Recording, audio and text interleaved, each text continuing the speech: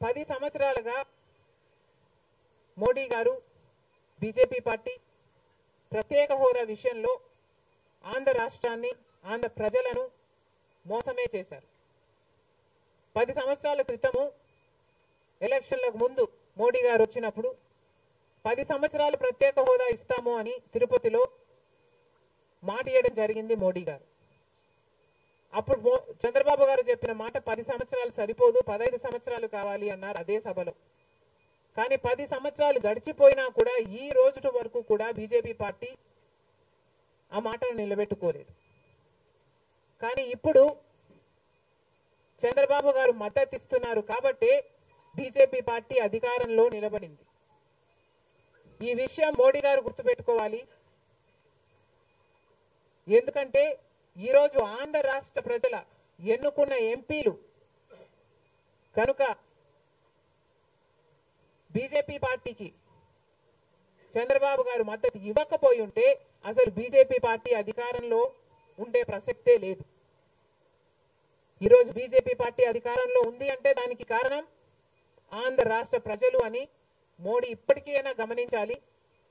చంద్రబాబు గారికి మరొకసారి గుర్తు చేస్తున్నాం, చంద్రబాబు గారు బీజేపీ పార్టీతో ఎలక్షన్లకు ముందు పొత్తు పెట్టుకుంటున్నప్పుడే కాంగ్రెస్ పార్టీ పదే పదే చెప్పడం జరిగింది, ఒక్క మాట అయినా తీసుకోకుండా, కండిషనల్ సపోర్ట్ అయినా మీరు ఎక్స్టెండ్ చేయకుండా, మీరు బేషరతుగా స్పెషల్ స్టేటస్ అన్న కండిషన్ పెట్టకుండానే మీరు బీజేపీ పార్టీకి ఎందుకు అలయన్స్ పెట్టుకున్నారు చంద్రబాబు గారు అని అప్పుడు ప్రశ్నించడం జరిగింది. ఇప్పుడు మళ్ళీ బీజేపీ పార్టీ చంద్రబాబు గారిని డిమాండ్ చేస్తుంది. ఇప్పుడు మళ్ళీ కాంగ్రెస్ పార్టీ చంద్రబాబు గారిని డిమాండ్ చేస్తుంది. బికాస్ మీరు ఇచ్చిన ఎంపీల వల్ల ఆంధ్ర రాష్ట్ర ప్రజలు ఎన్నికైన ఎంపీలను మీరు బీజేపీ పార్టీకి ఇచ్చారు కాబట్టి ఈరోజు బీజేపీ పార్టీ అధికారంలో ఉంది కాబట్టి చంద్రబాబు గారు ఈ విషయాన్ని గుర్తుపెట్టుకొని ఇప్పటికైనా మొండి పట్టైనా సరే స్పెషల్ స్టేటస్ అన్నది ఆంధ్ర రాష్ట్రానికి అవసరం కాబట్టి ఇప్పటికైనా స్పెషల్ స్టేటస్ మీద చంద్రబాబు గారు సీరియస్ గా వర్క్ చేసి ఇది సాధించుకు రావాలి అని కాంగ్రెస్ పార్టీ ఆంధ్ర రాష్ట్ర ప్రజల తరఫున డిమాండ్ చేయడం జరుగుతుంది. ఒక స్పెషల్ స్టేటసే కాదు, పోలవరం ప్రాజెక్టు కూడా ఉంది. పోలవరం ప్రాజెక్టుకు చంద్రబాబు గారు 2 రోజుల క్రితం వెళ్ళడం జరిగింది. నిజానికి పోలవరం ప్రాజెక్టు రాజశేఖర రెడ్డి గారి ఆలోచన. 2004లోనే రాజశేఖర రెడ్డి గారు 10,000 కోట్లతో 20 లక్షల ఎకరాలకు నీళ్లు ఇవ్వాలి అని తలపెట్టిన ప్రాజెక్టు పోలవరం ప్రాజెక్టు. రాజశేఖర రెడ్డి గారి హయాంలోనే కుడి ఎడమ కాలువలు పూర్తి చేయడం జరిగింది.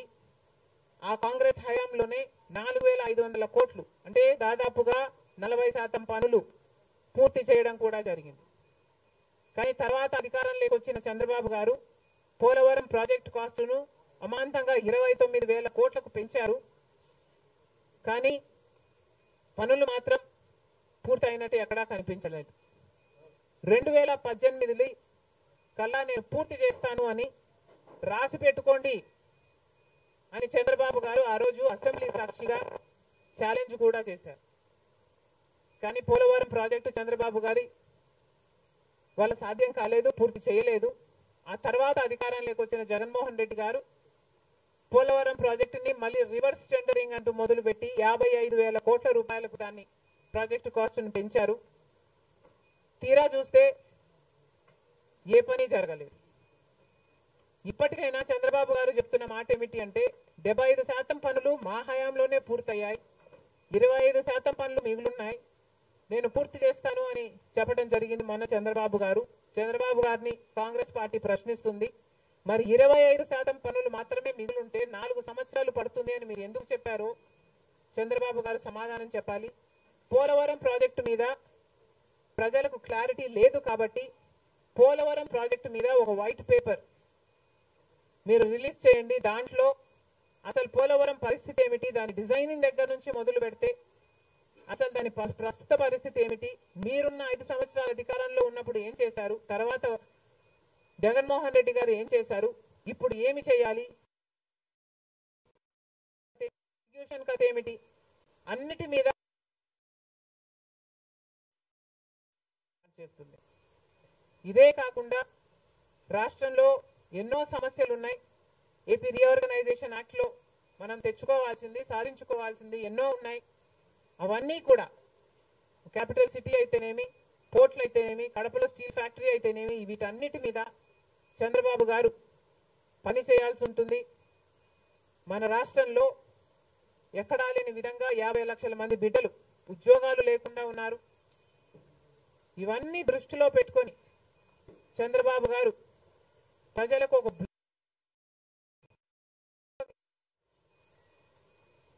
బాగుంటుందని కాంగ్రెస్ పార్టీ భావిస్తుంది. ఇదే కాకుండా చంద్రబాబు గారు సూపర్ 6 ఈ గ్యారంటీలతో చంద్రబాబు గారు ఎన్నికలకు వెళ్లారు. దీంట్లో యువతకు 20 లక్షల యువత వరకు ఉద్యోగ అవకాశాల కల్పన కల్పిస్తామని చెప్పారు. లేదా 3,000 రూపాయలు ప్రతి నెల ప్రతి నిరుద్యోగికి నిరుద్యోగ భృతి ఇస్తామన్నారు చంద్రబాబు గారు. అదే కాకుండా స్కూల్కి వెళ్లే పిల్లలకు ప్రతి విద్యార్థికి 15,000 రూపాయలు సంవత్సరానికి ఇస్తామని చెప్పారు. ప్రతి రైతుకి 20,000 రూపాయలు ఆర్థిక సహాయం ఇస్తామన్నారు.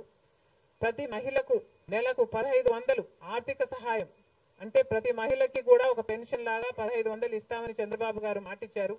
మహిళలకు ఉచిత బస్ ప్రయాణమే కాకుండా ఏడాదికి 3 గ్యాస్ సిలిండర్లు కూడా ఉచితంగా ఇస్తామని చంద్రబాబు గారు సూపర్ 6 లో ఇవ్వడం జరిగింది. ఇవన్నీ కూడా చంద్రబాబు గారు దీని విధి విధానాలు ఏమిటో, మొదలు పెట్టే తేదీ ఏమిటో వీటి మీద కూడా చంద్రబాబు గారికి స్పష్టత ఇవ్వాల్సిన అవసరం ఉంది. ఇవన్నీ ఎందుకు చెప్తున్నాము అంటే, మన రాష్ట్రము మిగతా రాష్ట్రాల్లాగా కాదు. మన రాష్ట్రము చాలా వెనకబడి ఉన్న రాష్ట్రం. వెంటనే పని చేయాల్సిన అవసరం ఉంది కాబట్టి మేము చంద్రబాబు గారిని, మన రాష్ట్రము ఒక స్పెషల్ చైల్డ్ కి కావాల్సిన నీడ్స్ మన రాష్ట్రానికి ఉన్నాయి కాబట్టి, కనీసం మీరు ఇప్పుడే గెలిచారు, ఆ విషయం మాకు కూడా తెలుసు. కానీ హనీమూన్ పీరియడ్ కూడా మీరు తీసుకునే పరిస్థితి లేదు. వెంటనే పనిలోకి దిగాలి, ఇవన్నీ చెయ్యాలి, మొదలు పెట్టాలి అని కాంగ్రెస్ పార్టీ చంద్రబాబు గారికి సూచిస్తుంది. అంతేకాదు కాంగ్రెస్ పార్టీ తరఫున మేమందరం కూడా ప్రజల పక్షాన నిలబడుతూనే ఉంటాం. ప్రత్యేక హోదా గురించి అయితేనేమి, ఆంధ్ర రాష్ట్ర బిడ్డల భవిష్యత్తు గురించి అయితేనేమి కొట్లాడు వైఫల్యాలను ఎత్తి చూపుతూనే ఉంటాం.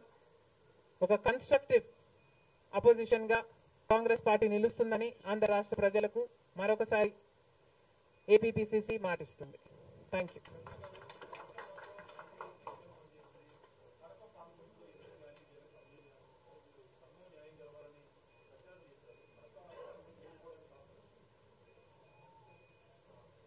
Kadapa situation is a different situation because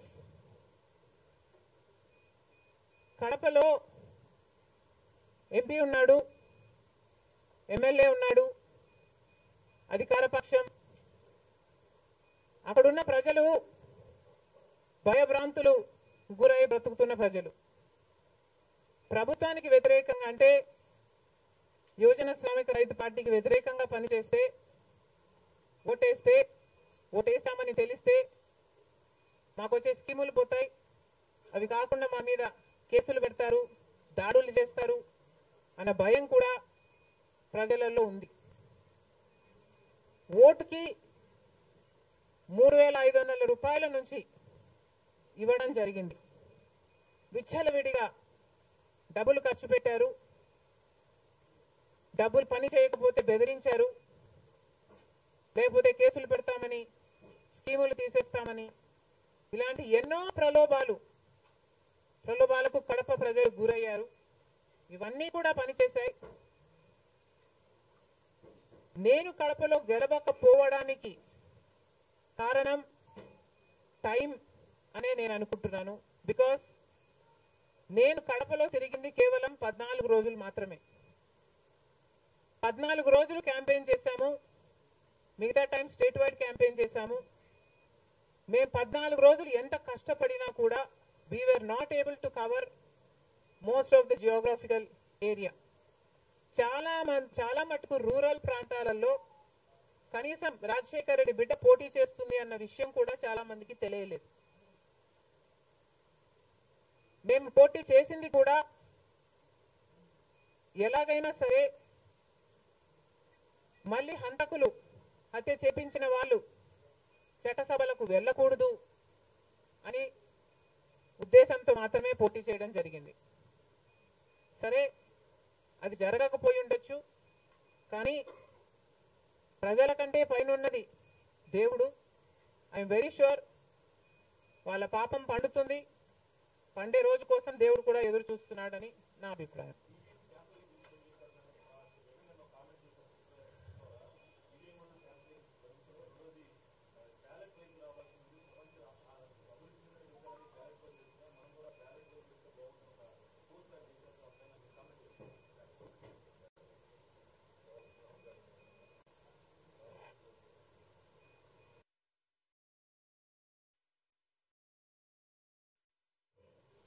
I feel మేధావులు కూర్చొని సుప్రీంకోర్టుతో సహా అందరూ కూర్చొని, ఇది అంత దేశానికి సంబంధించిన విషయం కాబట్టి అందరూ కూర్చొని ఓ నిర్ణయానికి వస్తే దేశ ప్రజలు హర్షిస్తారన్నది నా అభిప్రాయం.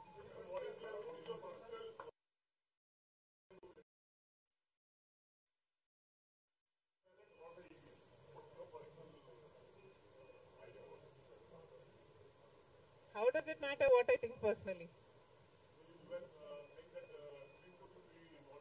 Exactly. The reason I want Supreme Court to be involved is because I don't know the entire positives and the negatives of it. So there should be intellectuals, there should be the best of the judicial sitting and discussing over it and see the pros and the cons of it and then come to a decision is what I think. Because as of now, I do not have the entire information of the whole topic.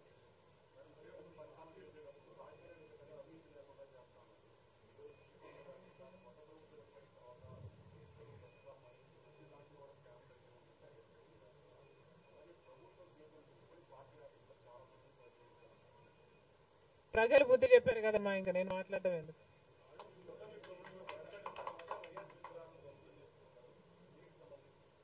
ఇది చాలా దారుణం, ఇది చాలా దారుణం. కేవలం ఒక party ఓడిపోయింది కాబట్టి రాజశేఖర రెడ్డి గారి విగ్రహాలని ధ్వంసం చేయడం అన్నది చాలా దారుణం. రాజశేఖర రెడ్డి గారు ఒక మహానాయకుడు, ఆంధ్ర రాష్ట్ర ప్రజలకు నమ్మకంగా సేవ చేసిన నాయకుడు. సేవ చేస్తూనే ప్రజల మధ్యలో నేను ఇంకా ఎంతో చేయాలి, సాధించాలి అని రచ్చబండకని బయలుదేరి వెళ్ళి చనిపోయిన నాయకుడు రాజశేఖర రెడ్డి గారు. రాజశేఖర రెడ్డి గారు లాంటి మహానాయకుడు చనిపోతే దాదాపు 7,000 మంది ప్రజలు ఆ బాధ తట్టుకోలేక, నిజాన్ని జీర్ణించుకోలేక ఆయన వెనకాలే చనిపోయారు. అంత గొప్ప నాయకుడు రాజశేఖర రెడ్డి గారు. ఒకసారి ఏం చేస్తున్నాము అని ఇలాంటి వాళ్ళు ఆలోచన చేసుకోవాలి. చనిపోయిన వాళ్లకు కూడా రాజకీయాలు ఆపాదించడం ధర్మం కాదు. చనిపోయిన వాళ్లకు కూడా గెలుపు ఓటములు ఆపాదించడం న్యాయం కాదు. మరొక్కసారి చెప్తున్నాం, రాజశేఖర రెడ్డి గారు మీకు చేసింది ఏమీ లేదు. దయచేసి రాజశేఖర రెడ్డి గారి విగ్రహాలను ధ్వంసం చేయడం ఆపండి. మీరు చేశారని వాళ్ళు చేశారని మీరు, ఇలా ఒకరి మీద ఒకరు చేసుకుంటూ పోతే దీనికి అంతే ఉండదు. మళ్ళీ చెప్తున్నాం, మీకు ఇంకొకరికి తేడా ఉండాలి అంటే కొంచెం పేషెన్స్ ని పాటించాల్సిన అవసరం ఉంది.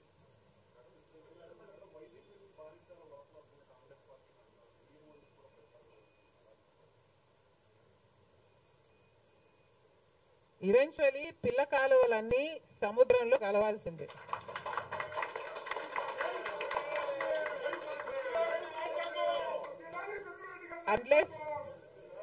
అన్లెస్ అవి ఎండిపోతే తప్ప. Yes, definitely.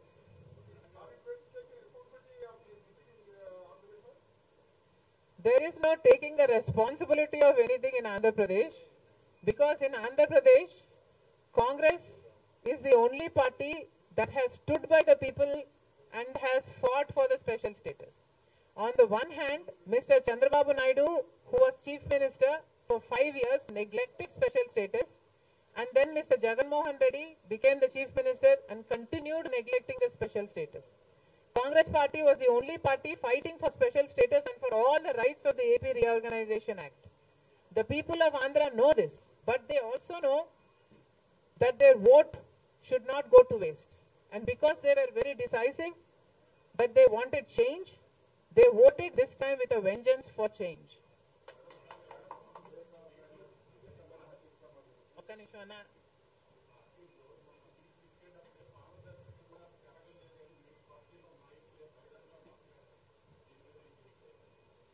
కాంగ్రెస్ పార్టీ ఒక జాతీయ పార్టీ.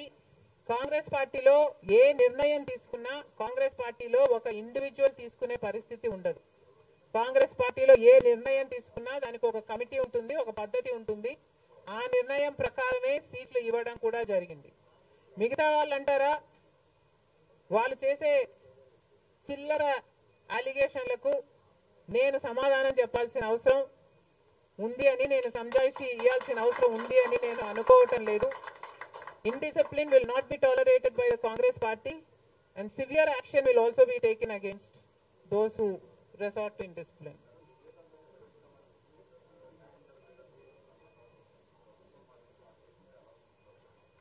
న్యాయం జరుగుతుందన్న హోప్ మాలో చాలా పెరిగింది.